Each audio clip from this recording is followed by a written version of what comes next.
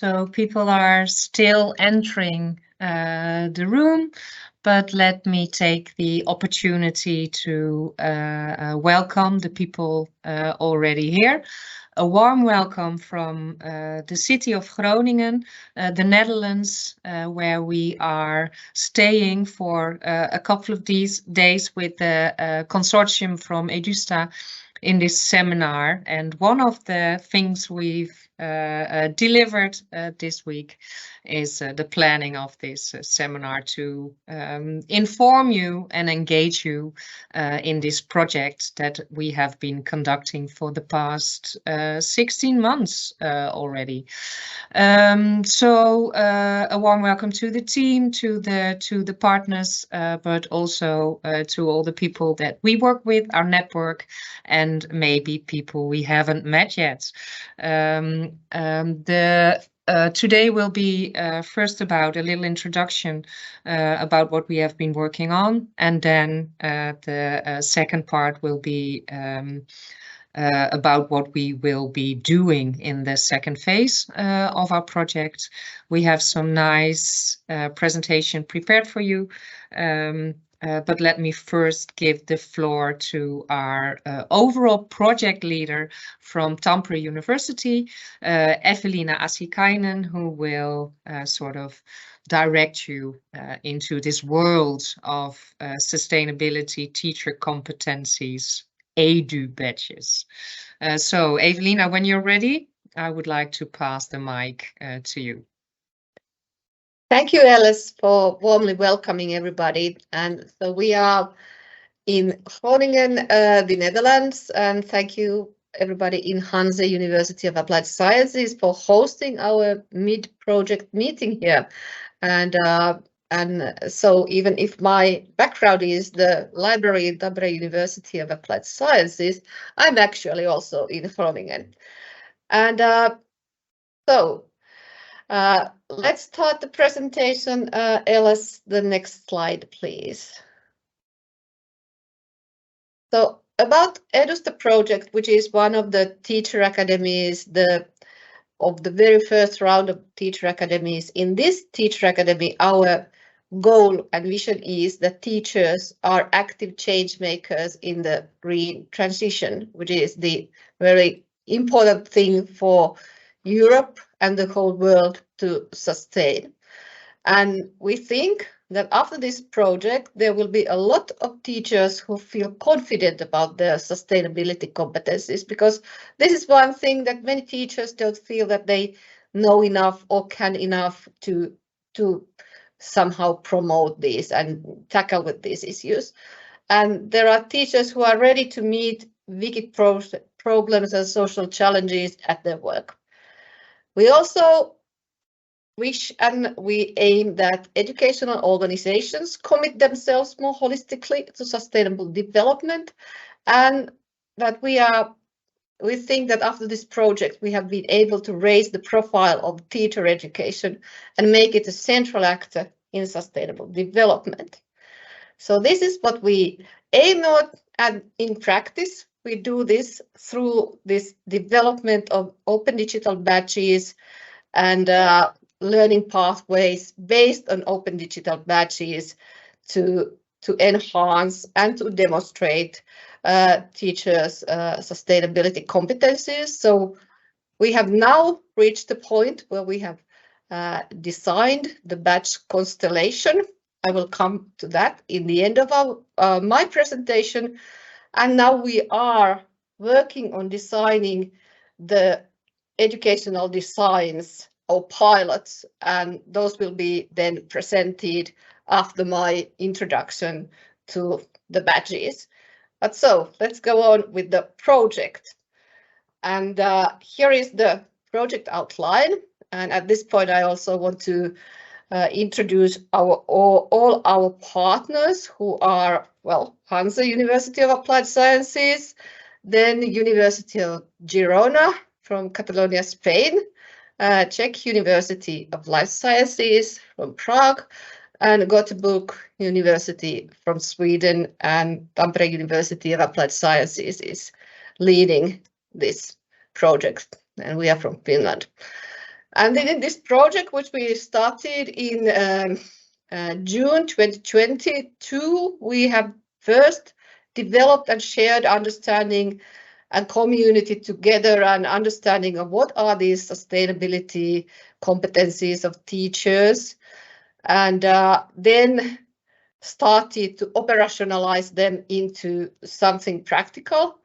So these badges, and now we are in the phase where in 2024 we will be running pilots and assessing the pilots to then redesign and redevelop and develop further our design, and then they are ready to be used for all of us in who are interested in learning for sustainability as a resource. A little bit about this phase of developing the badges, please, Alice. So in the work package 2, we search at the common features of 3 significant frameworks of teachers' sustainability competencies or competencies for education for sustainable development. And then we kind of identified what are common things for all of them and what are also common things to green comps, which is now the European Union framework for the competencies for green transition. We have also consulted teachers, experts, and policy documents in all 5 countries, which are part of the project. And after this, please go on, Alice. The next slide, we then have also having the discussion that what is teachers' sustainability? Sorry, there is a spelling mistake. Competence, but there are, I think, there are 2 important parts of it. Firstly, enacting the green comps in an educational context. So it's about how a teacher actively, him or herself, enacts green comps and acts according to the green comps at his work. And then secondly, the thing is that how does a teacher help the students to achieve the green comps through curriculum development, through designing learning processes, through interaction with students, with assessment, through counseling processes, and also acting as a member of the educational community and society. So partly it's about the teacher's competencies, but then also as teachers' work is to facilitate some learning, then it's about how to facilitate the learning of green comps.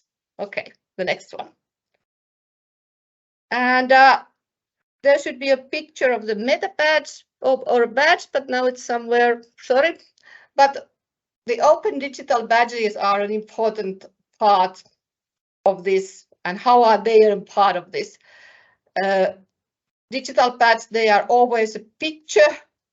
You can now have an image of a picture in your mind of a meta badge or on digital badge there, but we will get to the pictures. It's no worries here.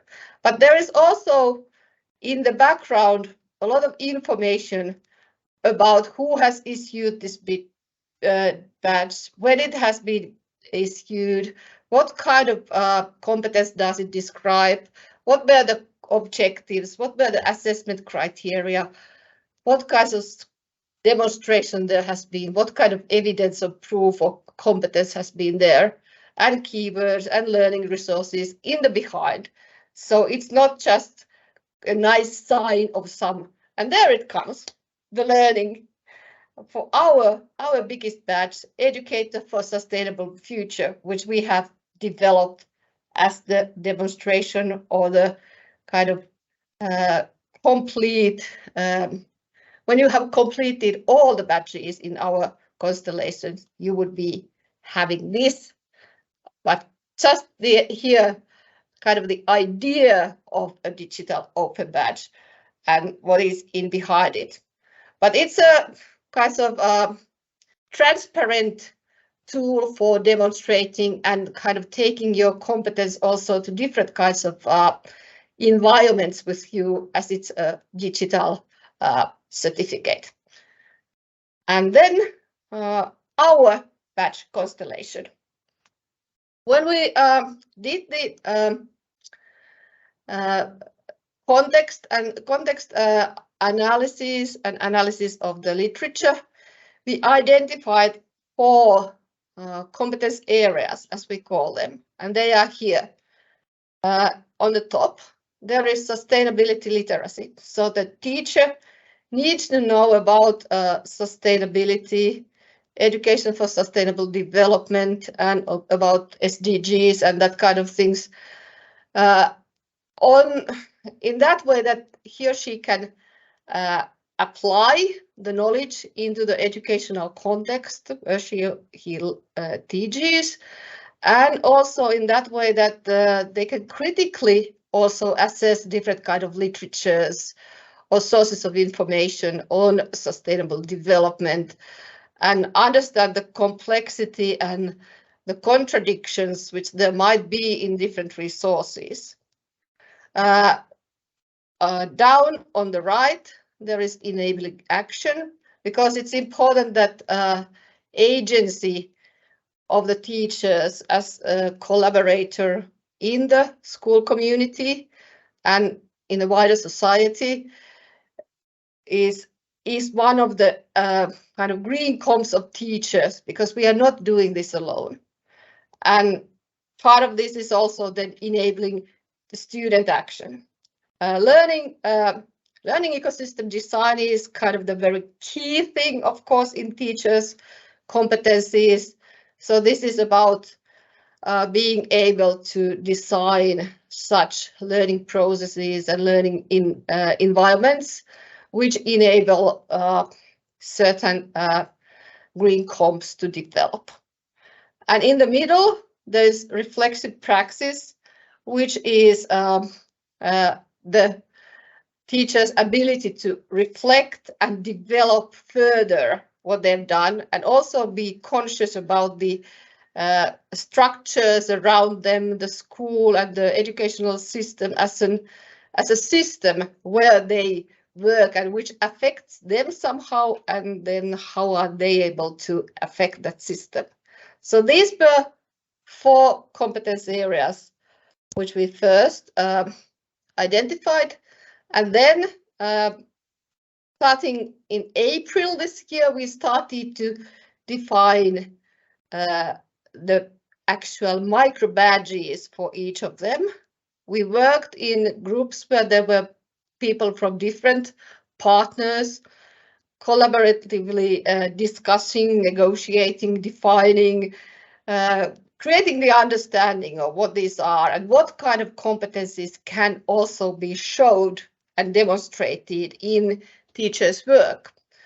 So the sustainability literacy was divided to 3 smaller badges of knowledgeable problem articulation, critical developer, and complexity embracer, where there is some kind of development of all the time further understanding of the complexity and being able to use the materials more kind of definedly and more in more sophisticated ways in your work.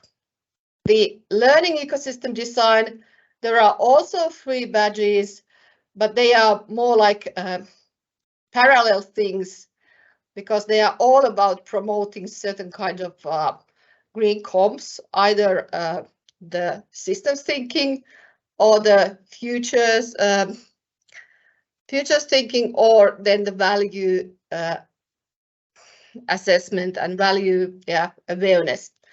So in all this, it's about designing the learning environments and learning processes. The enabling action, as I already told, it's the sides are there being the active collaborator and then the action facilitator of student action.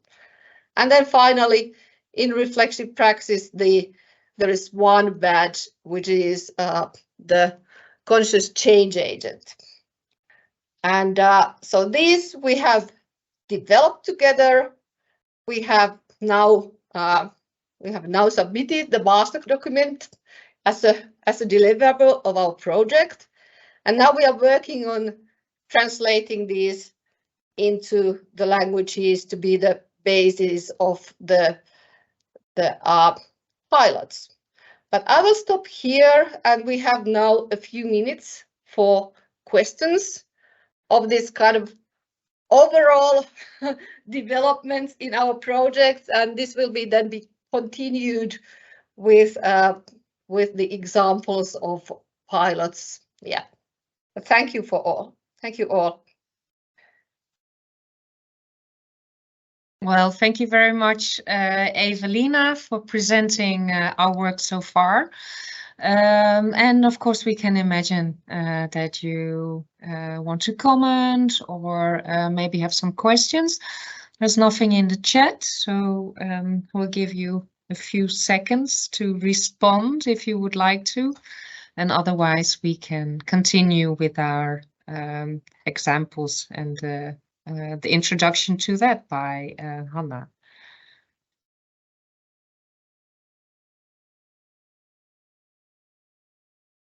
And if there are no questions, I can pass the mic to Hanna. Thank you very much, Alice. Just a second, we're adjusting sounds here. I'm physically in the same space with Evelina at the moment. Hello, everyone. My name is Hanna Teräs. I'm also from Tampere University of Applied Sciences. And thank you, Evelina, for introducing the badge constellation and a little bit of how we arrived there. Now, I am going to talk a little bit about what you can do with this, with these badges. It's a nice thing to have them, but how can you apply them and what can be done with such a constellation? And the beauty of these badges is that they are designed to be adaptable for many different learning needs and many different educational contexts and situations. And just a few of them are here represented on these colorful clouds. And after soon, we're also going to share some examples of how we are planning to do this. These badges can be used either in initial teacher training, or they can be used for teacher professional development, or they could even be used by individuals for their own interest, for their own learning. And this cloud, unfortunately, was left out from this slide. Not only that, it's possible to integrate the badges into an existing program, either in initial teacher training or as a teacher professional development program.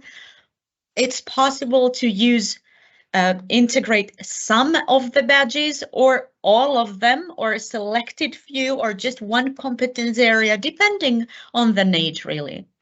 It's also possible to create new learning modules to go with the badges, either with a few of them or all of them. It is also possible to use the badges on their own and create like badge-driven learning pathways. They're also designed in such a way that it's possible for an individual to be sort of guided and directed by the badges themselves to acquire, apply, and demonstrate competencies required to achieve those badges. And now, in the following, we're going to share a few examples, because in our project team, we have tried different combinations of these clouds. We have the University of Girona is doing the integration of the badges into initial teacher training, and they are going to share an example of this in a while. This was also the approach adopted in Gothenburg University and Czech University of Life Sciences. They are integrating in existing programs. whereas Tampere University of Applied Sciences and Hantre are using piloting the badges in teacher professional development. And now I will hand over to my colleagues at the University of Girona to share their example. Thank you, Hannah. Good afternoon, everybody. My name is Marta. I will present the proposal on behalf of all the Universitat de Girona team. So, as Hannah said, our proposal is meant to be integrated in an existing course. We are piloting the systems thinking promoter micro badge, which is one of the micro badge in the learning ecosystem design badge. And we are piloting this micro badge in a module which is named Scientific and Environmental School Projects. This is for second year students in the undergraduate program of teacher education, both from early childhood and primary education. We expect to have from 35 to 40 students following a pathway of elective modules for ones who have chose to be specialists on science and environmental education. How is going this model to be developed? Is it a model that has 3 ECTS? And it will be developed during 12 sessions of 80 minutes each one, and they will happen during the second semester of this year, starting on February. The micro badge we are going to pilot, as I said, it's the systems thinking promoter micro badge. What we expect is that students, future teachers, will demonstrate that they can design teaching and learning processes, utilize learning environments, and implement learning and assessing methods which will help them grasp systems, also their future students. Alice, if you could go to the next slide, please. Thank you. So what are we going to do? What are we going to work on? What will be the contents of this module? We will basically go through the characterization of systems thinking. This means discussion of some examples of sustainability school projects. We will use different tools for promoting systems thinking. And all of this we expect that will help students to be able to develop sustainability a school project with this systems thinking perspective. And also, we hope that at the end of this development, we will evaluate how has been the use of systems thinking in the designing of this project. We can go to the next slide, Alice. Thank you.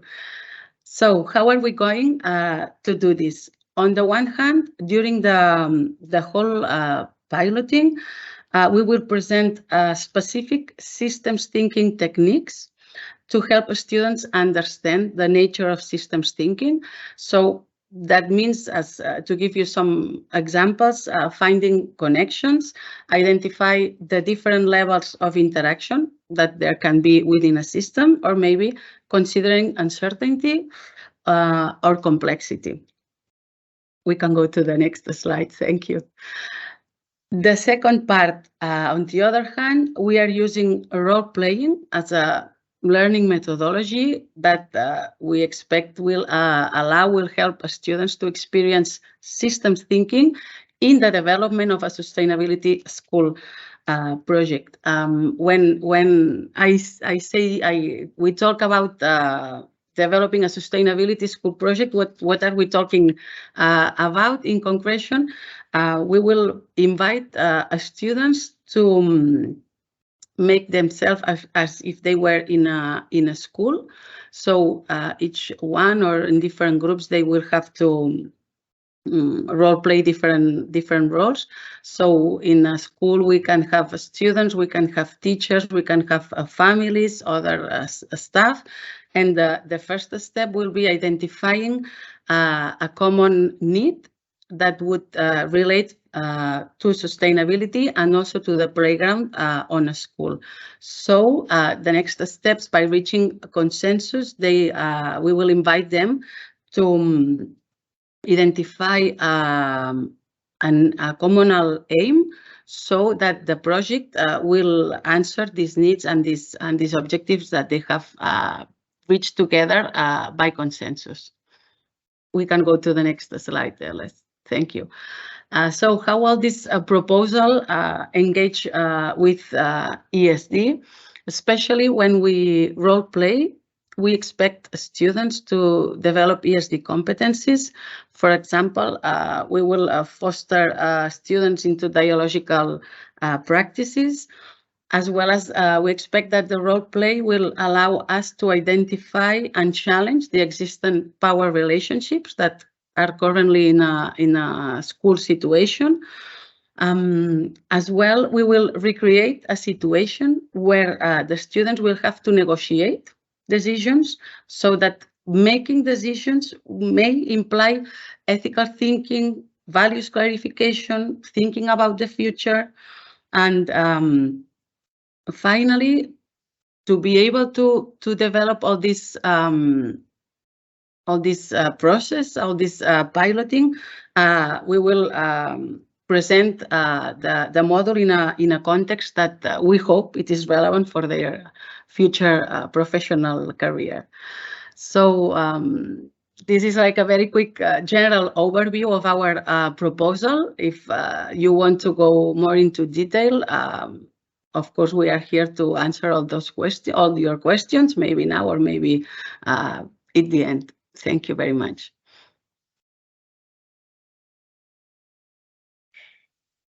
Thank you, Marta. Now, I think we will probably go through the examples first and then have questions afterwards. Have the discussion afterwards. Yes, well, we planned for 10 minutes presentation for each example and then a little interaction. But since there's no traffic in the chats, and I can invite people to respond now to the Girona presentation. Yeah. If there are no questions or comments. There's Cornelia Slochteren van Kommer who is asking, so what are the opinions of the students so far, Marta? Did you involve them in your design? Did you do little tryouts? Thank you for your interest, Cornelia. As we said, we are integrating this pilot in an existing course, but for the purpose of being able to develop the competencies that we are asked from the micro badge design, we haven't tried this proposal with the students. So we hope we can collect their opinion to reflect with them on how this pilot has helped them develop these competencies related to systems thinking. I don't know if I have answered the question, but if you need clarification, of course, we can talk more. Thank you. Okay. Thank you very much, Marta. Any more first responses, or if you want to save them for later when we have a group discussion on our examples, that would be okay. So no more questions, then I will invite the next team to provide their example. Pulling up the screen again. Actually, there is a question for Marta. Oh, sorry. There's a question from Sanna. I was wondering if enabling action could fit too for them to apply. Yes, thank you, Sanna. I cannot see you through all the windows, but happy to hear from you. Yes, we were wondering that as well, and these days when we presented this, when we were analyzing this pilot with all the colleagues here in Hanze, that is definitely something to take into account.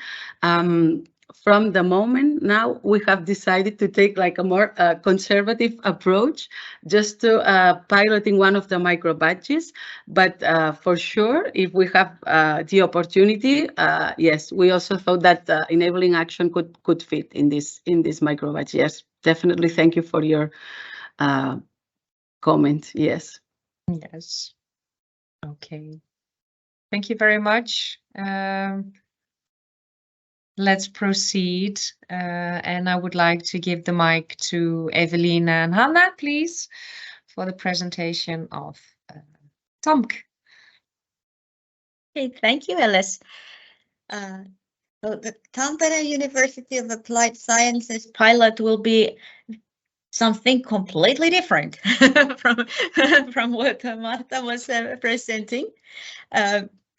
We are going to not integrate this into an existing module or existing program, but actually create a new professional development module for Tampere Vocational College. And so the teachers, there will be a group of teachers from Tampere Vocational College, teachers of different professions, and they will participate in a new professional development module that we designed for them, for their needs. And what we are going to do, we're going to the learning design that we're using is based on a combination of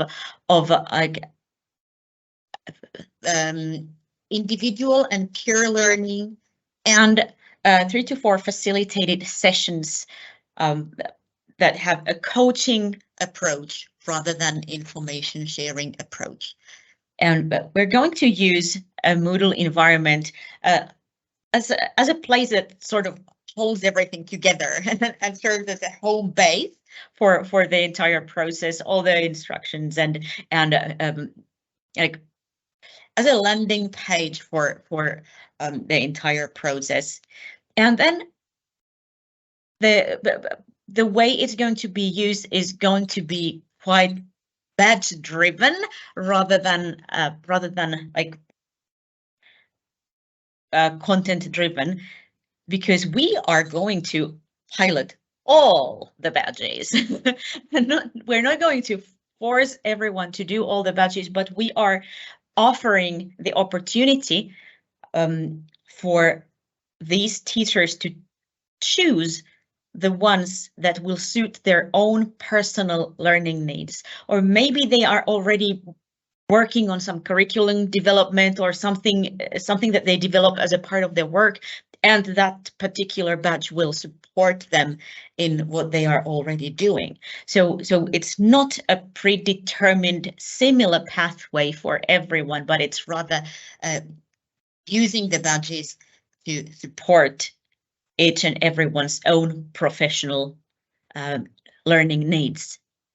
And the educational principles that we are basing this on are very much about situated learning, very much about using the teacher's own working environment, their own classroom, as a learning environment, as a place of applying and testing and using the knowledge.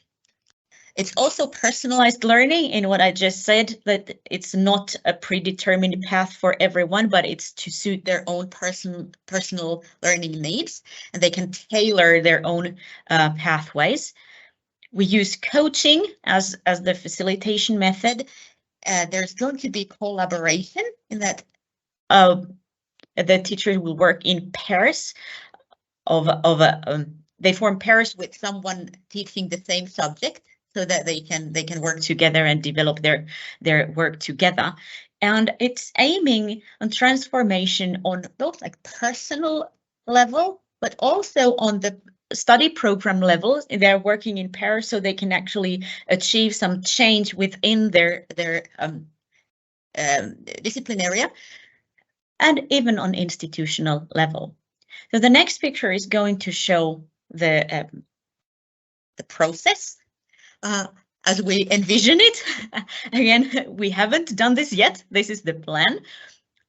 We begin by orientation and self-assessment. So we begin with the self-assessment so that the participants will become aware of their own, like where they stand and what their learning needs might be, what they already know and what would they want to or need to know more about.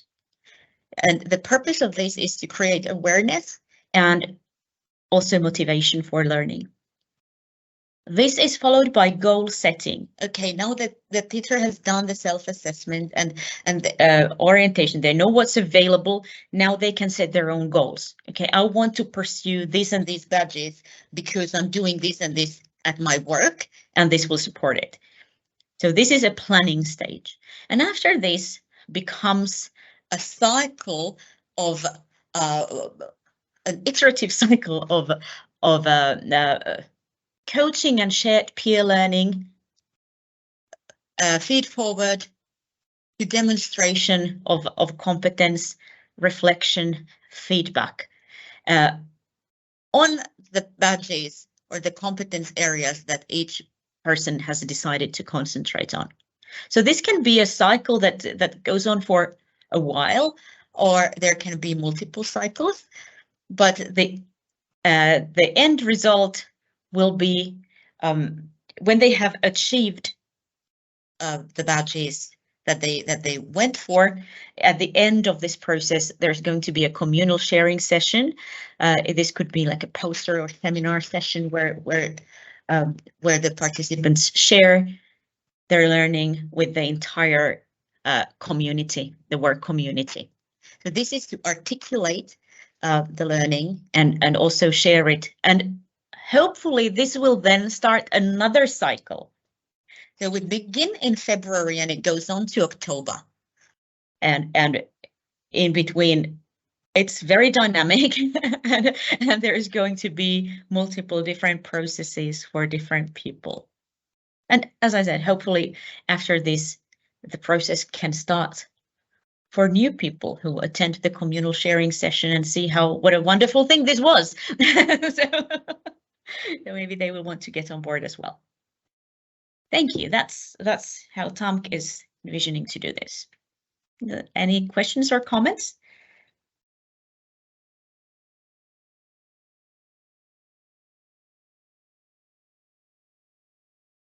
There is a question in the chat by Juliana Friedrichsen. She would like to know whether you have considered pairing up people from different backgrounds. That's an excellent question, and that would also be very interesting, wouldn't it? Maybe at some point we will do this, but for the purpose of this pilot, we wanted to give the teachers the opportunity to also develop their study programs together. So that if we have like 2 teachers of hairdressing, they can really work together to develop the hairdressing study program or the courses that belong to it. But it would be an interesting thing also to pair people with different backgrounds. That would be different and also worth testing. Okay, thank you for the suggestion in your question. There's another question by Yvonne Zijlstra, who wants to know how you developed the learning process model. That's a big question. Evelina, would you like to take this one? Yeah, I come to Hanna's team so that I won't mix the sound environment.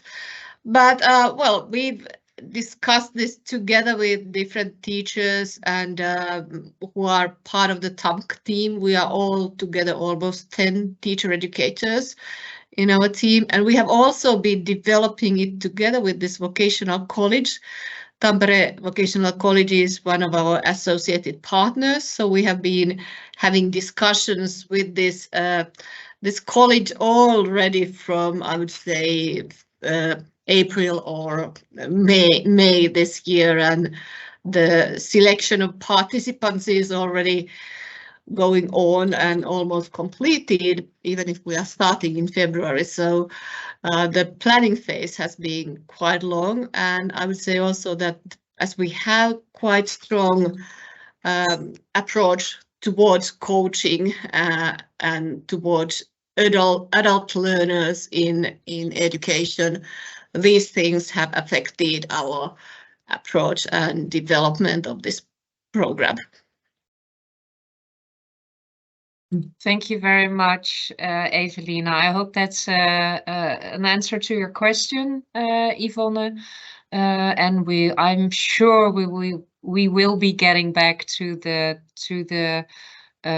learning process choices we made in the second phase of our project. So stay tuned for more explanation on these choices. There's a question as well by Corine. Is there anything in place to support the participants in selecting which batch they'd like to start with? Yes, absolutely. The self-assessment that they do at the beginning will be the starting point for that. So that will help them clarify a little bit of what they might need or be interested in. And then, as I mentioned, there will be these facilitated sessions with coaching available. So that will also help. They can talk about the results of the self-assessment with us and also with each other, and that will hopefully help everyone to arrive in some sort of a decision on what they would like to do. Okay, thank you very much, Hannah. Corina, I hope that's an answer to your question as well. And since you're sitting in the same room with me and there are no more questions in the chat that I can see, special welcome to Paula, who was there at the start of this project and just entered. Then in that case, I would like to pass the mic to my Hanse colleagues, Lauren and Corine, who have prepared the example by Hanse. Let's share the screen as well.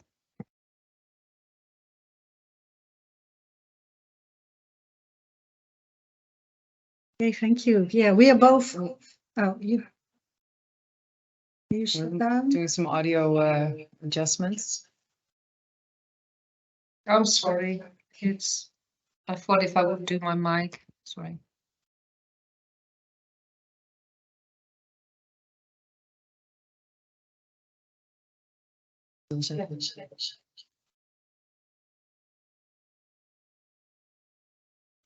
Yeah. Okay. We're good. Yeah. A little bit of technical considerations. Yeah. All right. So happy to be here as well. My name is Lauren Verheyen. I'm here with my colleague Corine Seelen. We'd like to present to you a little bit about what we're developing at the Hanse, University of Applied Sciences, which in several ways is sort of a middle ground between the two examples that we just heard, the one being very integrated in a course that already exists, the other being quite a self-steering sort of newly developed module. We're taking a sort of an in-between in that there's an existing module that's now running for the first time. So there's a lot that we're already learning from that first approach. With Corine is also very actively involved in as a trainer. And we want to integrate the badges into that. Before I go into a little bit more detail of what that might look like, just a bit more context about our specific context. So The module we're developing for EduSTA is focused on in-service higher education teacher researchers, though I should add it's also open to vocational educational teachers. It's voluntary participation, so it's really teacher professional development. It's not the initial teacher training that someone might be taking. And we're really tapping into a trend or a development within higher education in the Netherlands, which is the flexibilization of education. So teachers are being confronted with the challenge of designing education for flexible learning. And that's also something we've taken into account in the way that this module is set up. So there's a lot of flexibility in also the path that the participants take in the way that they also connect it to the EduSTA badges. For the Hanze specifically, there's also an ambition for 2030 and a new role for teachers that emphasizes working on societal sustainability challenges through interdisciplinary learning communities. So it's a very big focus here at the university, and specifically embedded then in the local region of Groningen. That also we can see a similar development on Dutch University of Applied Sciences more broadly, with the ambition from the Association of Hogescholen to anchor the SDGs in the education here. If you go to the next slide, then we can see a little bit more detail in the module that we're talking about now, which is called the SDG Atelier. The aim or the goal of this atelier is to have teachers and various other educational stakeholders walking the talk. So really integrating education for sustainable development into the Hanze education, whether that is directly within a learning context or a classroom, or maybe a little bit beyond that through, for example, the library. As you see in this first point, also under educational principles, it should be, and it is currently already in the first edition, a learning community of educational stakeholders. So not just teachers, we're also seeing some students there, educationalists or educational experts, and library staff, who are all together in this environment, learning from one another, collaborating, sharing resources, and building a sort of a body of knowledge together. We stimulate that through design thinking, so really emphasizing the iteration of ideas and learning by doing. So it's very experiential. There's a lot of autonomy given also to the participants. For instance, through at the start of the module, they're asked to define their own learning aims, and this is just to elaborate a little bit further in the format of a question of how can we. So, for instance, how can we implement ESD into the classroom here, or how can we set up structures that support student activism?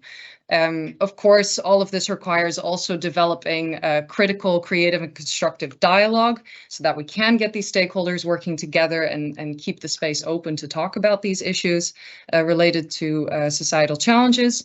And the format that we're working with is both hybrid, in-person, and online. Quite a flexible structure. So in the next slide, we'll also show in a second that there's sort of a few themes with some learning structures attached to that. But this is also in response to what the participants bring in, need, or ask for themselves. And supplementing this is also a coaching trajectory if needed. And then to go into a little bit more detail in terms of the content. So there's 4 main themes that you see in the orange blocks in the middle.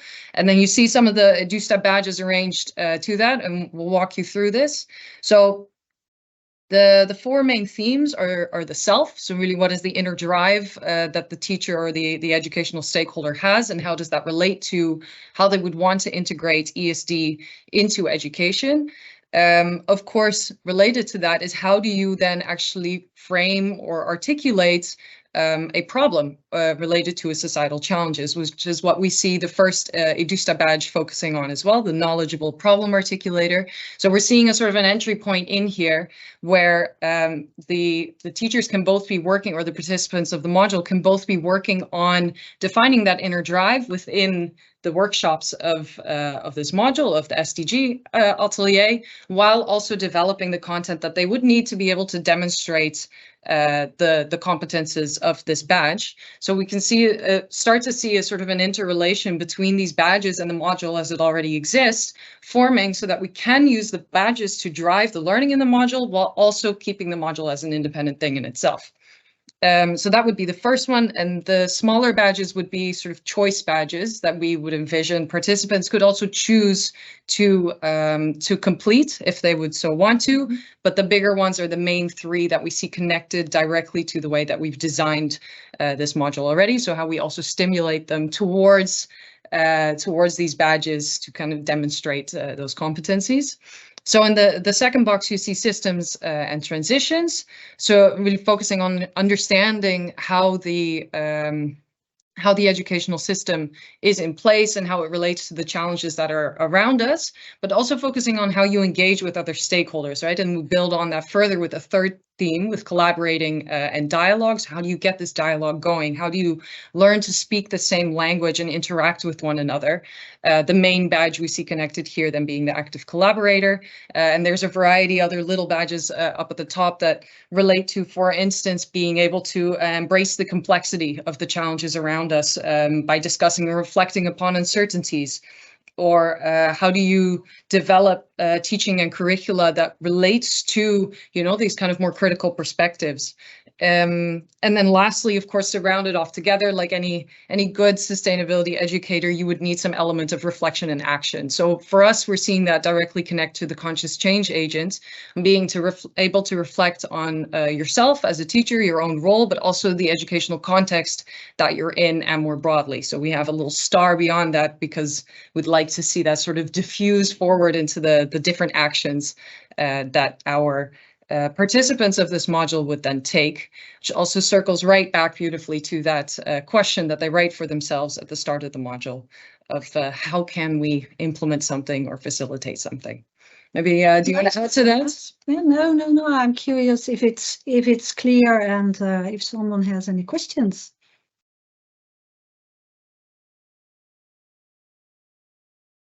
So with that cue, we stop presenting again, make the room visible. And thank you for your question, Corinne. So is there any response from the audience, questions, suggestions on the Hanze example? Not yet in the chat, although we are doing some flirting with with Paula. Oh my God, this is too much. The questions could also relate to the experience that we're having now with the first edition of the atelier, or perhaps on what, how we would integrate these with the badges later.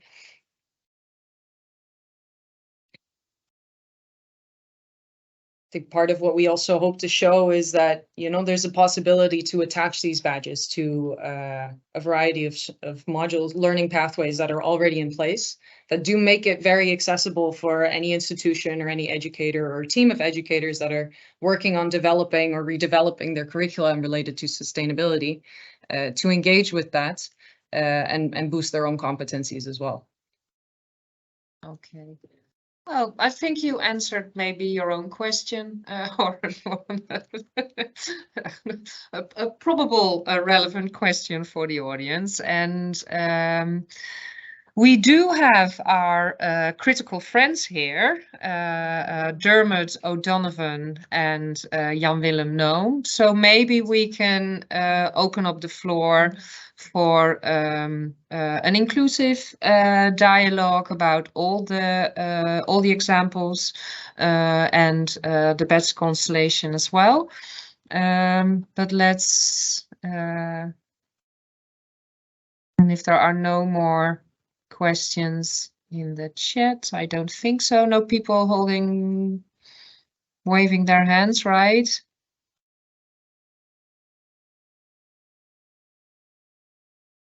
Yes, so I could then in that case, I would like to give the floor to Dermot and Jan-Willem.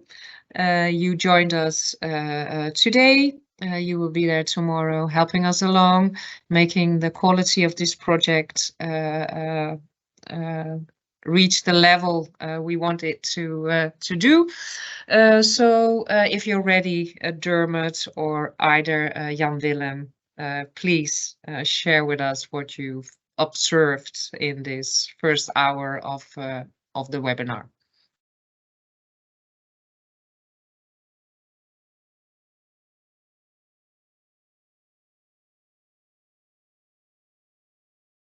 Now, can you hear me okay? You need to your mic. Jan Willem and I are in the same room on different cameras and different devices, so we're just trying to get our sound corrected. So can you hear me okay, Alice and Evelina? I'm sorry, Dermot. Super. So thank you very much, and it's been very interesting. So while my background is representative of the west of Ireland and the Atlantic coast, I'm also sitting in the University of Hands today as well, and have been participating with the group. So it's been a really interesting journey for us. Great to see the depth of work and the breadth of work that's been taking place since we joined the project as yes, critical friends is, I think, the best description, because no more than the area that we're all embracing here, this idea of sharing knowledge and learning together is a huge part of it.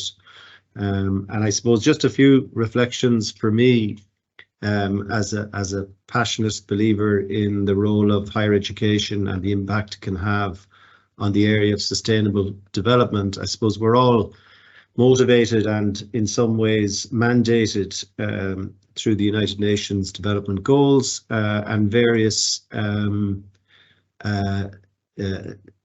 I suppose, international agreements to recognise the role of education, and particularly, you know, SDG 4.7, education for sustainable development, and we have a significant role there.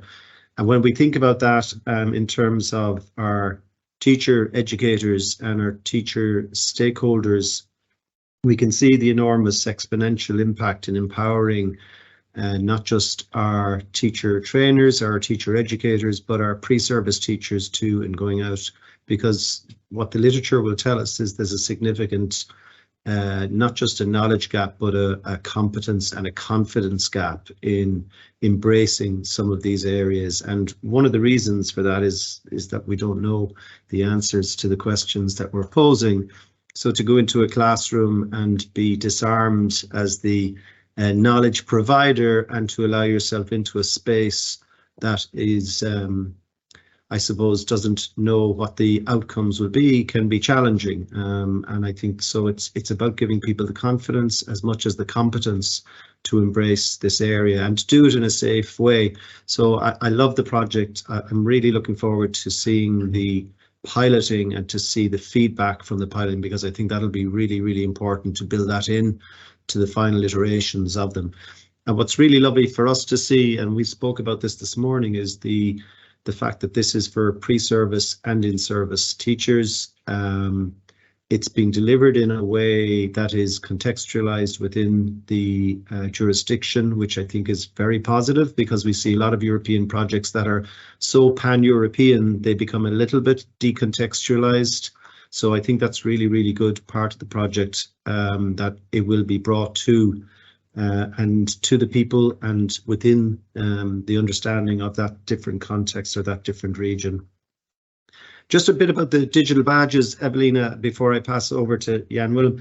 I think this is a really interesting way to do it. You can see it gets a little bit complex, so it's going to be important to try and keep the learner in mind and their navigation of the digital badges, and that has come up as one of the questions today. So I think that will be one of the challenges, is how does this look and feel to the learner? And if it's in a structured environment like initial teacher education, it's a bit easier to manage.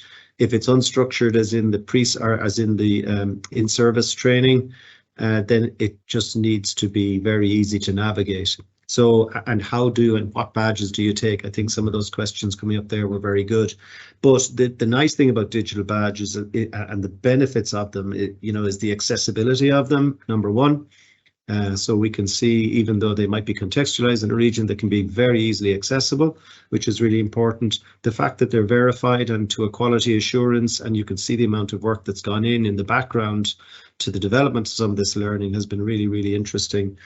And they are standardized, particularly around a competence-based approach, which I think is very, very good. And they're also customized. And I think this allows for adaptability, flexibility, we can see different levels, and also the contextualization. So I think that's really great. And the last thing, just from some of the examples that we've seen, is that idea of experiential learning, inquiry-based learning. This really delivers on something that we're all challenged with in higher education, is how do we engage our young people? And we don't engage them by standing up at the top of the classroom anymore and telling them and giving them knowledge. We have to engage them in their learning, and ESD really encourages that. And again, that is something that takes a little bit of practice, but that idea of co-construction of knowledge is really evident in what we're seeing today. So just a few thoughts, Evelina and Ellis, from me. I'm going to hand you over, unless there are any questions, to my colleague Jan Willem. Yeah. Thank you, Dermot. So thank you very much, Dermot. And also I would like to express a word of gratitude to the whole team of the EduSTA project and to all of the added value that you added to this online seminar, because I think that you did already a wonderful job. So a well-deserved compliment, first of all, to all of you. And it's also a wonderful experience to meet over than 40 colleagues from all over Europe. And when I scroll through the list of names, I'm very glad to meet a lot of international friends that we met in several projects over the years. So wonderful to meet you here. Let's first of all introduce myself a little bit. For over than 15 years, I work as a teacher trainer in Wageningen in the Netherlands, in a particular sector, the land-based teacher training sector. So it means that we educate teachers for pre-vocational and secondary vocational schools with a focus on agriculture, horticulture, broad land-based subjects, nature, environment, communication, forestry, and so on. And over the last couple of years, I've been involved in several projects about education for sustainable development or learning for sustainable development. And quite often you see that this kind of projects have a strong focus on how to design student activities. How to design activities for primary education, how to design student activities for vocational education or secondary school education, and so on. And I have to say that I'm really impressed already by this midterm review and the midterm results of this project, and the strong focus on the teacher skills and competences and teacher training skills and competences in this project. Because quite often teachers and teacher trainers believe that the main focus should be on pedagogy in general terms, didactical competences, or the more content-related subjects. And in our opinion, it's more and more important in these days to focus on this added value of education for sustainable development, not only in the land-based sector, but everywhere, from primary education, secondary education, and also in higher education. So it's great to see that under this umbrella framework of the EduSTA project, that you as a project team focus on an international level on the creation of these online badges. But it's also great that you give space to the different countries across Europe to design some more personalized learning activities or modules. And I think that during this afternoon seminar that some of our colleagues have showed some wonderful examples of learning modules, learning activities, sometimes in pre-service study courses, sometimes in adult education services, and so on. So I think that this could be really inspiring for all of you, not only for the project team, but also hopefully for all the participants this afternoon to feel the inspiration to make use of the benefits of this project. And of course, in international projects, it's also always a challenge to continue after a project has been fulfilled and finished. So I really hope that you will find a way together to continue, maybe in a new project, but we also know that there are several international networks across Europe and also outside Europe, just to share good good practices. For example, in the land-based sector, we have the ENTER network, the European network for teacher trainers and researchers in the agricultural and land-based sector. And this kind of platforms, there are several ones, might be really helpful and good to continue this way of thinking and to share good practices, and also to keep up the wonderful quality that you raised up already during this project. So thank you very much, and we are really looking forward to further steps in the next 1.5 or 2 years. Thank you very much. Thank you very much, Jan Willem. Both Dermot and Jan Willem, thank you for your nice words and your suggestions as well, the challenges you see, but also the extra value we can create with all the work we are doing, have done, and are to be doing.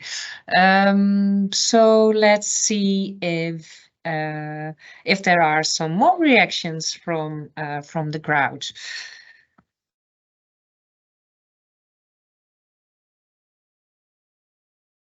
Well, if people are still thinking about their comments or maybe writing them on chat, I could also take over for a moment. Yes, please. Yeah, yes. So thank you, Dermot and Jan Willem, for your comments. And I think that Jan Willem touched something that we already in one of our reflections yesterday talked about, that so easily in education for sustainable development, we are trapped in organizing or planning different kinds of activities very much. And now we started with, in a way, we started with assessment and the demonstration, and how can you show that you can, and the action and engagement and agency, and kind of backwards developed then that what has to, or what kinds of ways we could reach them, these competencies. And maybe that is the thing which is one of the strengths of our approach.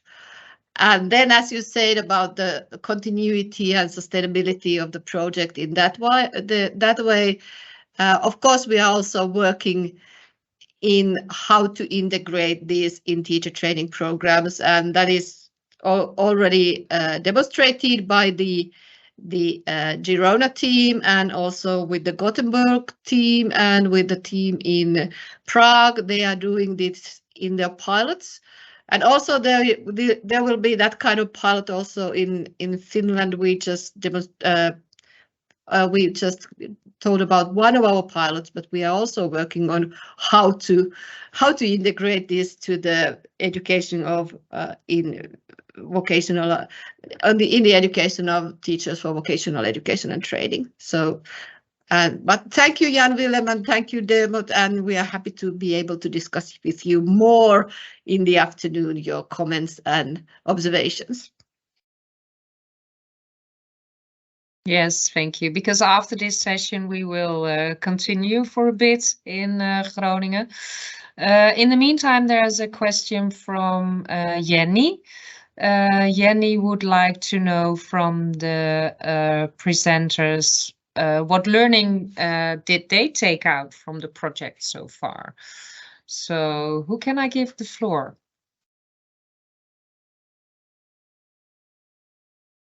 What would you say, Lauren and Corinne? Maybe? Or? Right. I think something that I've learned is not to be deceived by the simplicity of the badges. You know, you look at the open badges now as they stand, as we've explained them, maybe it all sounds very complex, and they are, because they're interconnected, and we're talking about ESD. But some of the examples that I had seen of the open badges in beforehand, it's like, oh, it's so simple, right? So you just write down a few criteria and an overview. And it really was such a challenge to take such a complex topic of education of sustainable development and slice that down into small components while always keeping in mind how they're related to one another to come out with this coherent badge constellation. And now we're taking the second step of bringing back some of that complexity in these learning modules. So yeah, it's more of a reflection point than maybe a learning point necessarily, but it's something that I still hold very clearly in my head. For me, it was also taking the time to exchange the different concepts and ideas we have, working with different cultures, different backgrounds, and also the richness of working together. And that's about the process of the EduSTA project. Maybe it's nice because yesterday we made a lot of movies, and it's going to be shared what our learning processes are about the content and the process. So that's one thing we're going to share with you all. To be seen, I don't know when, within a couple of 2 weeks. 2 weeks. Yeah, before Christmas, anyways. I'd like to ask maybe from Helena, who is now still in Gothenburg, but what kinds of learnings you would describe? That would be great if you could participate.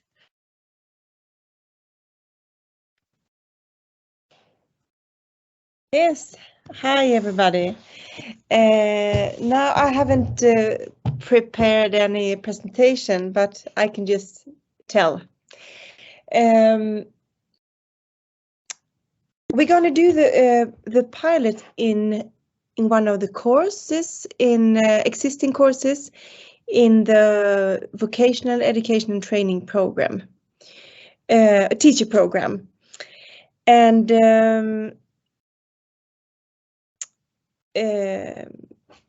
yeah, we have decided to work with this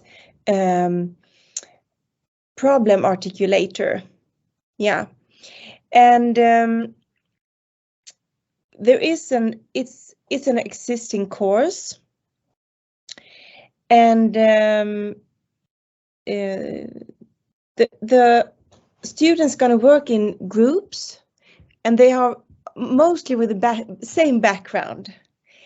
So it's both collaborative, but it's also have this part where you need to reflect on your own over what you have achieved together, and to yourself and to your knowledge about ESD, or development of your knowledge about ESD. We have also this communal sharing session in the end, with possibilities to both give critique or to have a dialogue around what is presented. And in focus, now I've just talked about the different forms of how the student will work with these, but it's about to understand and then to develop some kind of how could we use this together with our pupils.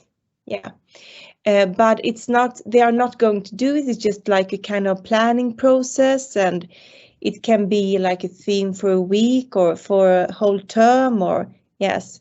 So in that sense, and what is here the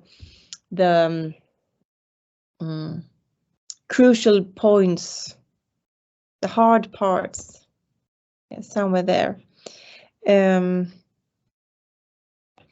Yeah, but I also just want to say that what you said before, to give confidence and competence to work with ESD, I really like that.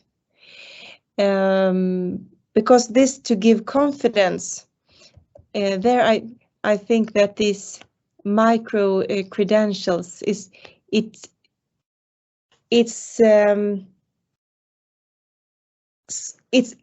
small enough to to give confidence to do something, but it's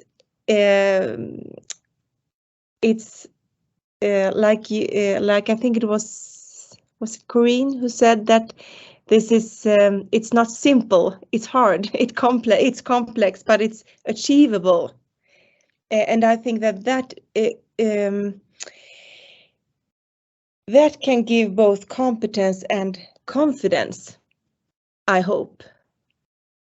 Yeah, now it was a little bit about everything here, but Wonderful, Helena, wonderful.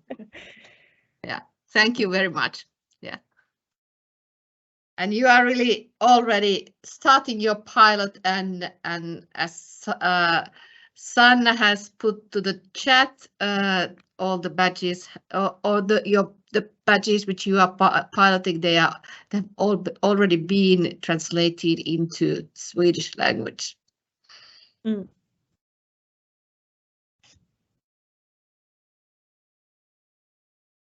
Okay, some other reflections or comments, questions at this point. We have still some time for discussion.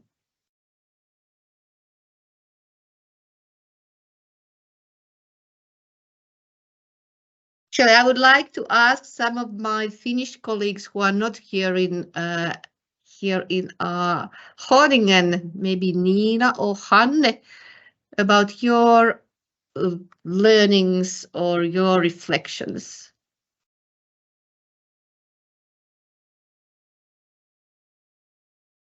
Thanks, Evelina, for passing the mic, and hi to you all from a bit rainy Tampere today. Yeah, and great to hear all the experiences and the results of a great development work that we have done.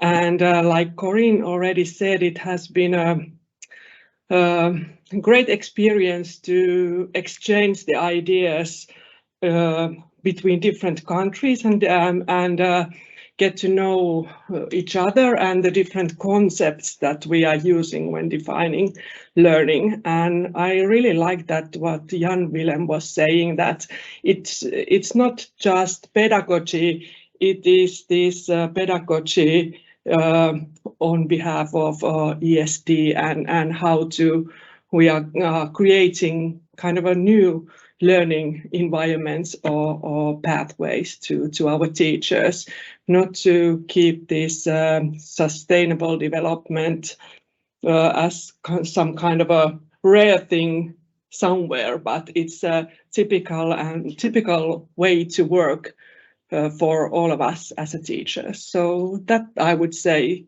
could be a huge learning point for me so far, and glad to continue with this project. It's good to hear, Hannah.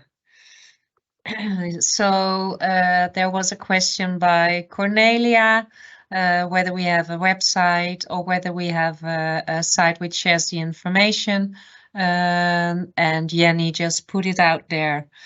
So there's a LinkedIn and there is a website, and please, if there's anything you want to know, you can get in touch with Evelina or me or anybody else from the project. So yes, please get in touch. But of course, there's also opportunity to ask your questions or give your comments or suggestions right now on the spot.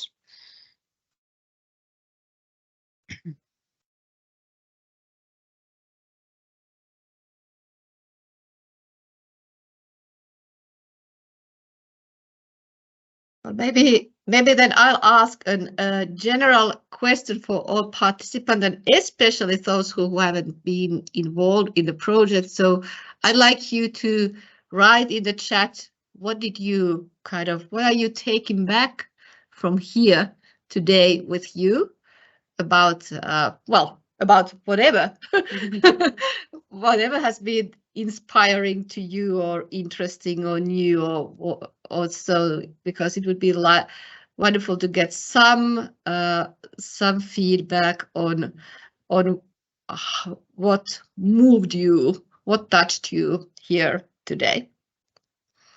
Thank you. I put the question in the chats. What are you taking back from here today? What is it that interests you, touched you, moved you, encourages you, that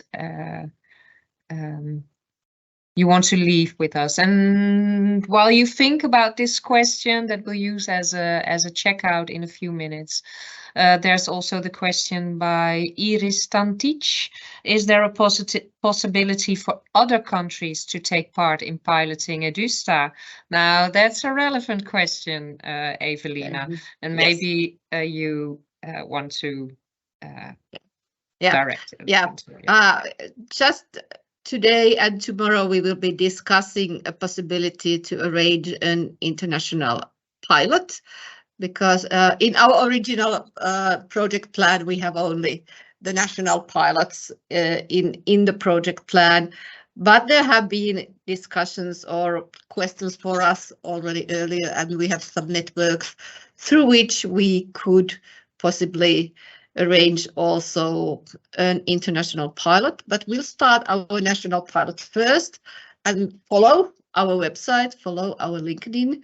We will be informing there, and also we will be informing if this comes true through the ATE newsletter, so the Association for Teacher Training, Teacher Education in Europe, because they are one of our associated partners. So we will be kind of sharing the knowledge about this possibility, which we probably will arrange, but probably in the autumn of 2024.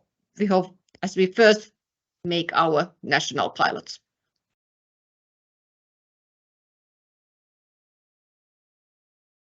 Okay, I hope this is an answer to your, well, this is an answer to your question, of course, but I hope it's enough for now.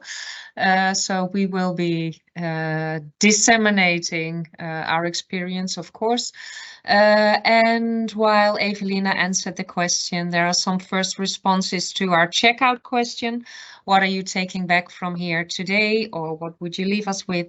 There's a thank you, but that was not the answer. The answer was that it's good to support teachers in applying SDG focus within teaching. Cornelia gives us, and Jan Willem is appreciative of the partnerships that we build. It allows all of us to develop and to help envision teachers and students a future that might be better, which is very appropriate today, right, Jan Willem, after the elections in the Netherlands. Oh, I'm sorry, I mentioned that. Yes, well, yeah. An inspiring net of people Andrea is giving back, and she would wish it for every teacher to be part of a community like this. Oh, thank you, Andrea. Yeah, yeah. So, and the collegial spirit, Paula is telling us, is inspiring. And now I've distracted a lot of Dutch people with my comment about yesterday.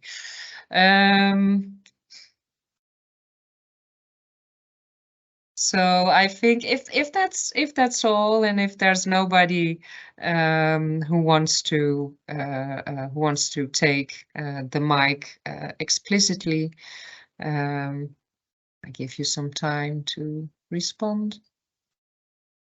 I think we would like to thank you all for participating in this meeting.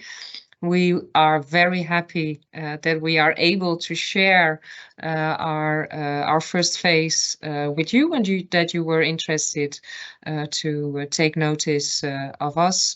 Thank you all the people in the chat or for contributing, for your questions, and of course our presenters for sharing their examples with us, and Evelina for being such a great lead in this project, but also in this webinar. So thank you all very much. Let's keep in touch, and we'll keep you posted on next meetings and updates. And have a very nice day and afternoon. Bye-bye.